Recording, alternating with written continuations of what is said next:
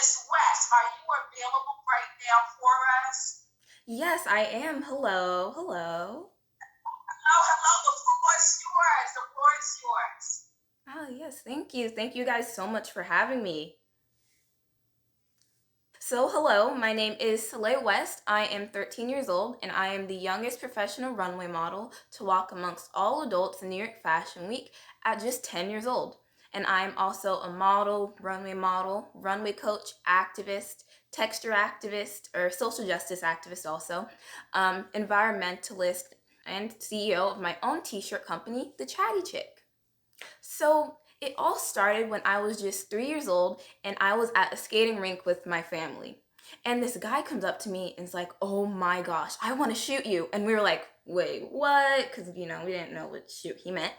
And then so he explains that he's a photographer. And so I do the shoot and I'm like, "Oh my gosh, this is like the best thing ever. And I want to do this until I die." And so I got my first modeling contract when I was 4, but my mom ended up not signing it because she wasn't really sure if it was something that I wanted to do because I was only 4. I wasn't able to communicate that with her.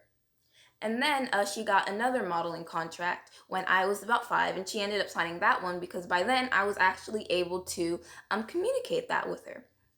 So modeling started to slow down, and my mom decided that I should do a local runway show in my area.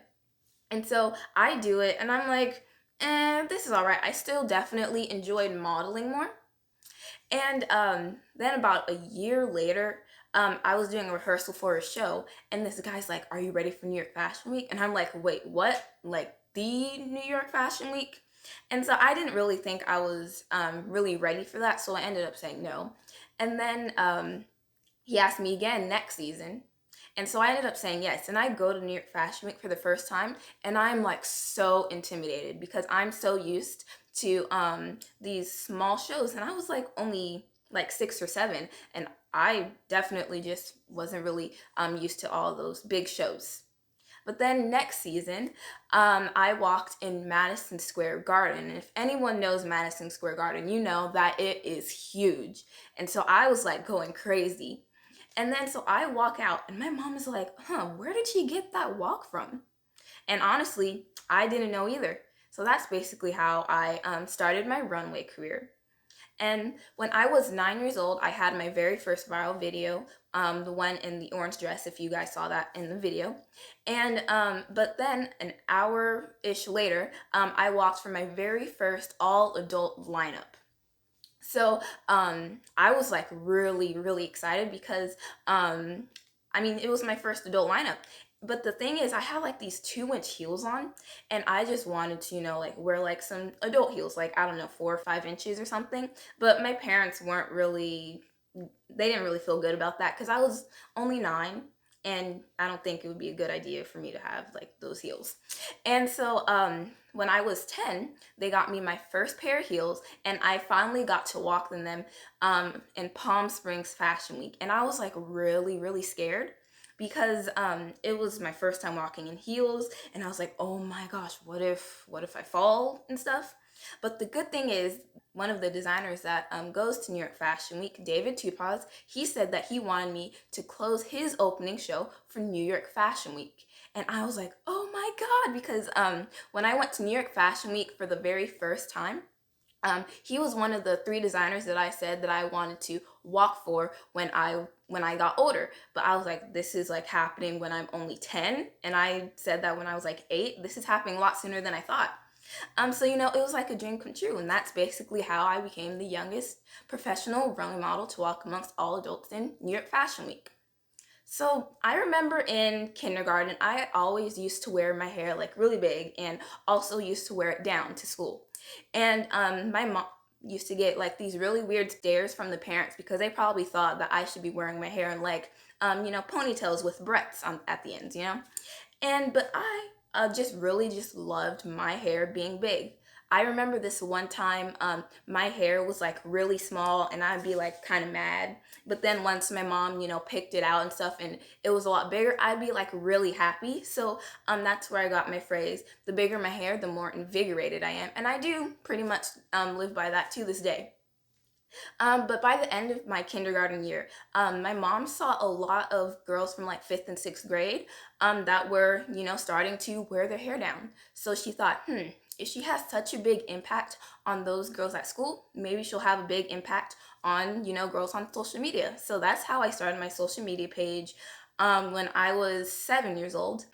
So I would just, be posting pictures of me and my natural hair. But then I started to get messages from parents and older women saying that their kid didn't like their hair or that they didn't like their hair when they were younger. But now, after looking at my page, they started to, feel a lot better about their hair, and it made me feel, really good. So that's also how I started my own t-shirt company, The Chatty Chick, because I wanted to use it as a way for girls to, express that they really like their hair. So, has anyone heard of the phrase laws of attraction? So, basically, if you know what it is, it's kind of like how contagious yawning is. Like, if you were to go into a room and just yawn, then you could expect a couple of people to end up yawning too. So, the way this applies is that if you go into a room loving your natural hair or feeling that like it's awesome, then some other people are going to think, her hair is really awesome. But also, if you feel like your hair is awesome and you walk into a room and someone has hair like yours, then they're gonna feel like their hair is awesome too. But one thing that I've really noticed is hairstylists on set never really knew how to do my hair. And it made me feel really sad because I knew that there were other girls out there in the industry that were also going through the same thing. And they could start to feel really bad about their hair. But I realized that it's not my hair. It's them. It's those hairstylists that aren't really knowledgeable about how to do my hair texture. So that's why I became a texture activist, because I want to push the media for more texture diversity. Because I remember one time my mom and I went to the mall specifically to look for someone that had hair like mine, like on the ads in the malls. And we ended up not finding one, and it made me go back to realize like my experiences on set, and it's because of those hairstylists is the reason why we don't really see a lot of girls that look like me with hair like mine. And so that means that girls like me and you won't be able to see people that have hair like ours on movies, TV shows, commercials, billboards, or magazines if those hairstylists just don't learn how to, do our ethnic textured hair. So that's basically why I started to be a texture activist. But with all that, I want to say that make sure you speak up about things. Like, have you seen a friend bully someone and didn't say anything because you didn't want to lose that specific friend? Or have you ever been in a really uncomfortable situation but decided not to say anything? Well, the best thing to do is to speak up, whether you lose a friend or, for example, when I talked about my experiences on set, I did lose a few jobs, but I didn't care because I wanted to create change for those girls so that they had more opportunities. But everything that I'm telling you guys about today, all boils down to confidence. Confidence in yourself, confidence in your skin, and confidence in your hair. But it's okay. We're all growing up, and we just haven't, reached our goal up yet, and that's okay. Because I remember when I was like 7 or 8, and I had this really big gap in my teeth, and I was just, a little questionable. But now you wouldn't even really know that I had a gap in my teeth because closed up by now. But a lot of people, they reach their glow ups at different ages. And you may reach it at 18 or 25. You just gotta trust that process. But while you're going through that process, make sure you don't compare yourself to anybody, please. Because you don't want to compare yourself to someone like on social media, because they always will show their best days. But you don't want to show like your regular days to their best days. I just don't think it's a very fair comparison for you. So I think the best way to help with confidence is affirmations. So the best things to do is like, write down your affirmations. Like, I'm smart, I'm I'm beautiful. And if you have trouble, saying I am beautiful, I would say to, just start out small. Like, as I said, I'm smart, I'm a good friend, I'm a good listener, and all of that. But after a while, maybe start to be able to go to those bigger affirmations, like saying I am beautiful. Or you can just go to saying I like my hair to I love my hair. But just make sure you write them down so that you can see and say them every day. Or write each affirmation on a post-it note and stick them on your wall so that you can see and say them every day. Or, use a dry erase marker to write them on your mirror so that you can see and say them every day. So just make sure you see and say them every day. Maybe even do it out loud, like while you're brushing your teeth or washing your face. But thank you guys so much for listening in.